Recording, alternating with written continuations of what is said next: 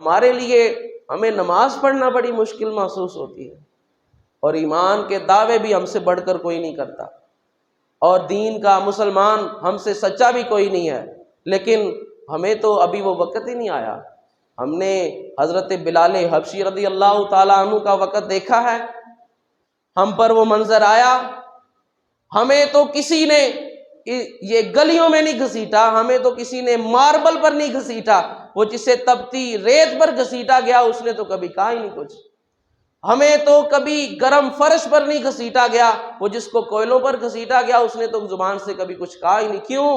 وہ ان کے دل میں ایمان کی لذت اتنی تھی، ان کے لیے یہ تکلیفیں نہیں تھیں، یہ تکلیفیں ان کے لیے لذت رکھتی تھی۔ حضرت ایوب علیہ السلام سے کسی نے پوچھا، ایوب اتنے سال اللہ کے طرف سے تم پر آزمائش آئی، بڑی پریشانیاں تم نے جھیلی ہیں، تمہاری اولاد ہلاک ہو گئی، مال ہلاک ہو گیا، بیویاں ہلاک ہو گئی، صرف اور صرف ایک بیوی تمہاری بچی، اتنے سال بیماری میں گزارے، کوئی قریب نہیں آتا تھا۔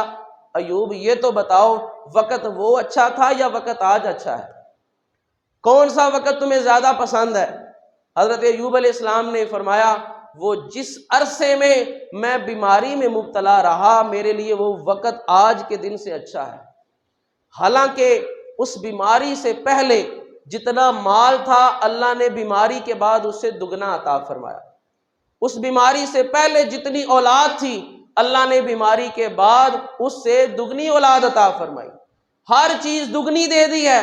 لیکن عجیب بندے ہیں، کہتے ہیں ہمارے لیے اس بیماری میں زیادہ راحت تھی، اس بیماری میں زیادہ سکون تھا۔ کسی نے پوچھا وجہ کیا ہے؟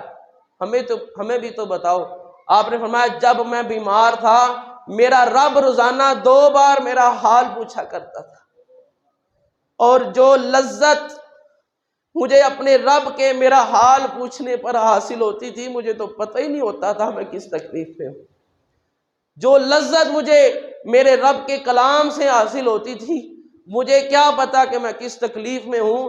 تو جس بندے کو یہ لذت حاصل ہو جائے اس کے سامنے تکلیفیں کچھ نہیں رہتی، دین پر چلنا اس بندے کے لیے آسان ہو جاتا ہے۔ ہم نے بھی 30 دن بھوکے پیاسے رہے ہیں، ہم نے بھی 30 دن عبادات کی ہیں، ہم آئندہ عام روٹین میں فجر کے لیے نہیں آتے تھے، اور اگر آتے بھی تھے تو این ٹائم پر آ کر بعض کا دوسری رکعت میں بھی شامل ہوتے تھے، لیکن اللہ نے توفیق دی نماز کا آ کر انتظار کر رہے ہوتے تھے۔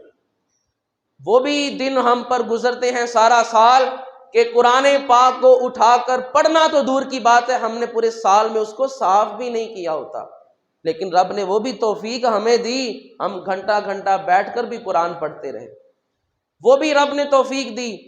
جو بندے امام صاحب کو کہتے ہیں کہ آپ نماز بڑی لمبی پڑھاتے ہیں، وہ کوئی بندہ بھی تراویح میں نہیں بولا، وہ تو اتنی لمبی نماز تھی، لیکن اب وہ وقت چلا گیا، اب تو ہمارے لیے ذرا پھر آسانیاں ہو گئیں، اب تو سارا دن ہمیں کھانے سے کوئی نہیں روکے گا، اب تو ہمیں گھنٹہ گھنٹہ نماز میں کوئی کھڑا نہیں کرے گا۔ اگر پھر بھی نہ اب ہم آئیں تو پھر وہ کیا کرتے رہے 30 دن، وہ کیا کیا ہے ہم نے 30 دن، وہ کہاں گئی ہماری وہ عبادتیں؟ اس کا مطلب یہ ہے ہمیں اس گھنٹے والی عبادت کی لذت محسوس نہیں ہوئی، ورنہ اس گھنٹے والی عبادت کر کر کے ہمیں تو 10 منٹ کی عبادت کچھ لگنی نہیں چاہیے۔ اب تو ہماری عادت ایسی ہو جانی چاہیے کہ ہماری عشاء قضا ہی نہیں ہونی چاہیے، ہماری عشاء جماعت کے ساتھ ہونی چاہیے۔ کیوں؟ ہم پورا مہینہ اللہ نے ہمیں توفیق دی، ہم مسجد میں آتے رہے۔ حضرت